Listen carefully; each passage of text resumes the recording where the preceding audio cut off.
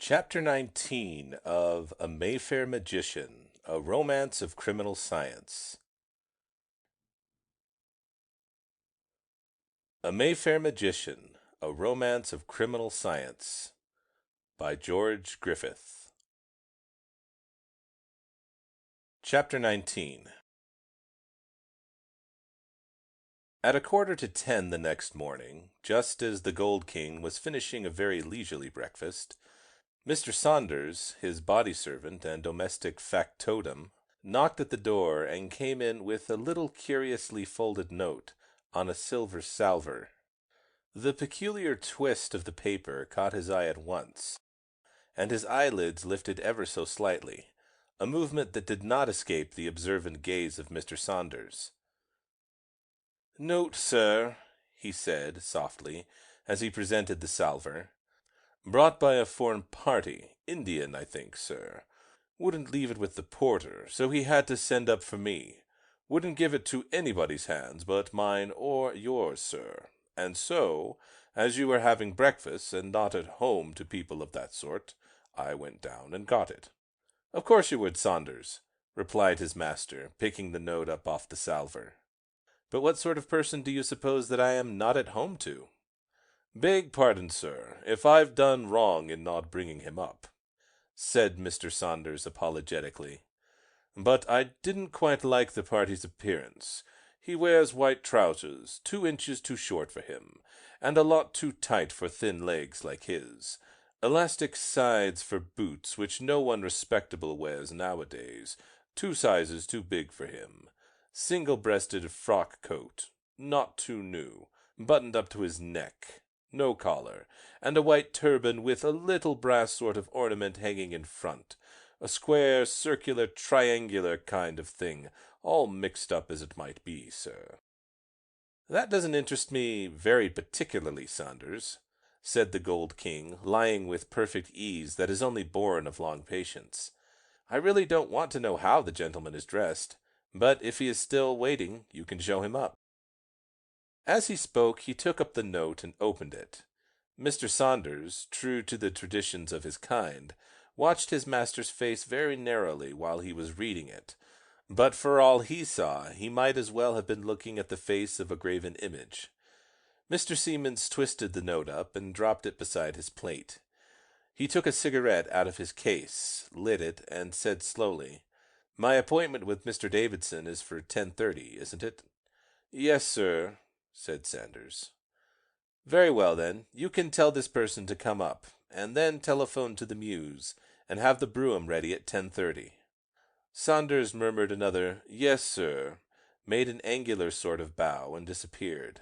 As soon as the door had closed, Mr. Headley Siemens made a sotto voce remark to himself, which it is not necessary to produce, lit a cigarette, and then held the note and a burning match over his coffee cup.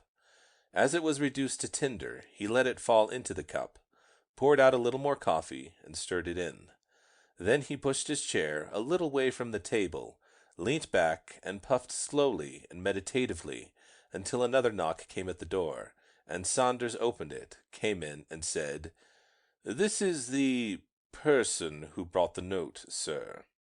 Then he stepped aside, and Ram Dass came into the room, raised his hands to his turban, and salaamed. "That will do, Saunders.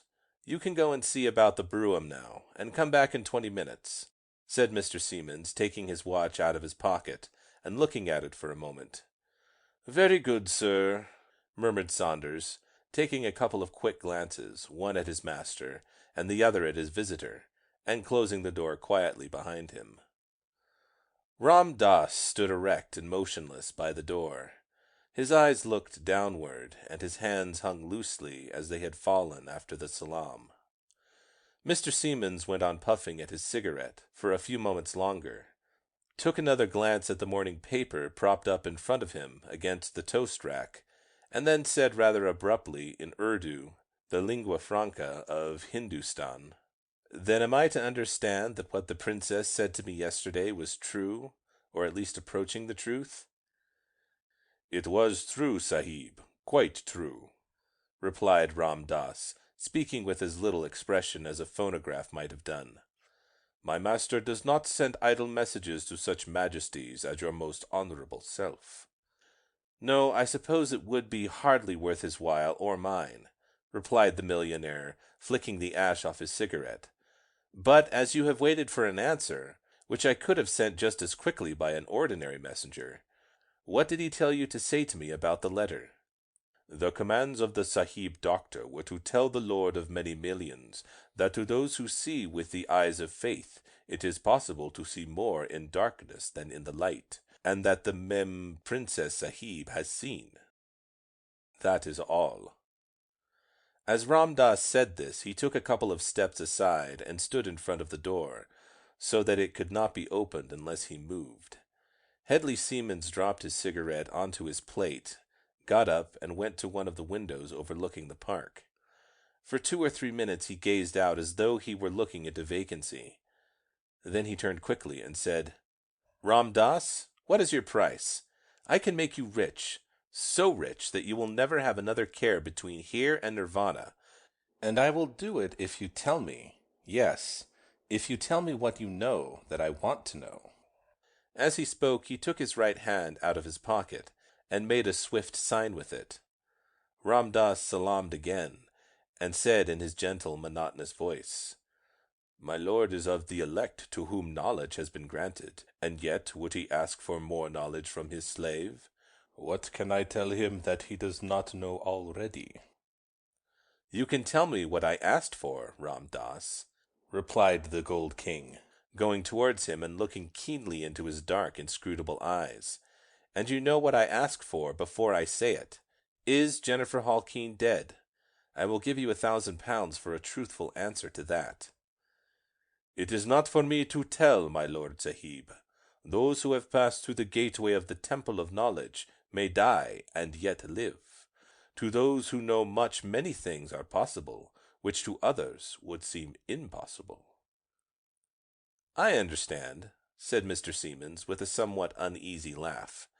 "If you won't take my £1,000 for a straight answer to a straight question, I can only conclude that you know a good deal more than you care to say." "Very well, Ram Das. I'm so accustomed to buy the meaner sort of people, body and soul, that I like to meet a man who can't be bought. Though, mind you, if your master has 1,000,000, I have 20. Ram Das raised his head, and looking the master of millions straight in the eyes, said as quietly as before, "Protector of the poor, gold is of worth in one life only, but knowledge grows from life to life. The pilgrim must leave his gold on the edge of the grave. His knowledge he may take with him. I have enough. I can live. Why should I ask for more?" If Hedley Siemens had not been the strange combination of dreamer, student, and money-maker that he was, if he had only been one of those men who have the faculty of piling thousands on thousands, just as other men have the faculties for accumulating facts, he would have laughed at Ram Das and increased his offer from 1,000 to 10,000. But he was able to read the inner meaning of his words, so he said, "Ram Das, I am content. Your master has told me more through your lips than he did in his letter. My answer is that through the darkness I will try to see the light." "The words of my Lord Sahib shall be as though they were spoken in the ear of my master," replied Ram Das, raising his hands again to his turban and salaaming. "Very good," replied Mr. Siemens. "I shall be there at 7. Tell Dr. Ramal—" He had been looking out of the window as he said this. When he turned round, Ram Das had vanished. He had not heard the door open or shut, but he was gone. "I thought so," he went on, taking out another cigarette from his case and lighting it. "I suppose that was a sort of final hint that I am to a certain extent playing with fire, and I may quite possibly burn my fingers. Still, it's worth it. I wonder what it all means, and if her bewitching highness really is— No, I shan't believe it until I see it. Light through darkness. Quite an Eastern way of putting a little mystery. Where did she learn it? What a pity that there is that other one, the only one. If I had never seen her, Kara Natieff should have her heart's desire, and, between us, Possibly with the assistance of our good friend Isa Ramal and that very excellent henchman of his who just got through the door without opening it, we should come very near to running the world, if not psychically, at least mentally. It would be a great destiny. I've got the money, so much of it that it's worth nothing, except to buy something else with. I wonder. Yes. After all, there is no reason why it shouldn't be quite possible. The princess is hardly a woman who would allow any ordinary scruples to stand in her way.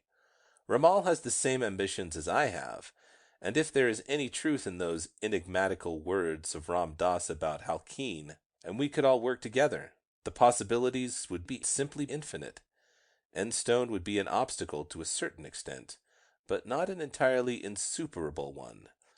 And if Mademoiselle la Princesse does not want an absolute monopoly, well, well, money and magic can do a good deal between them. There's not much that they can't buy or win. Even Grace herself, for, after all, she's only human. So is the other. It will be quite an interesting seance this evening at the Institute. I wonder what kind of light I really shall see through the darkness. End of chapter 19.